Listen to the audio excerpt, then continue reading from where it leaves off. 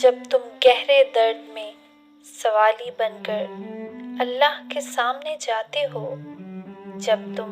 بے بیاں خاموشیاں لے کر اللہ سے فریاد کرتے ہو، جب تم اپنی خطاؤں کی ٹوکری لے کر اس سے رحم کی بھیک مانگتے ہو، تو وہ اپنی ساری رحمت سمیٹ کر تمہارا استقبال کرتا ہے،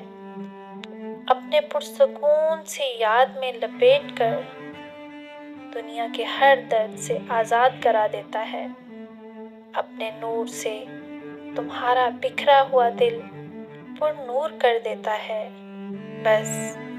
اس کی طرف آنے کی ذرا سی دیر ہے، اور میرا رب بڑا ہی رحیم ہے، اور وہ غفار ہے،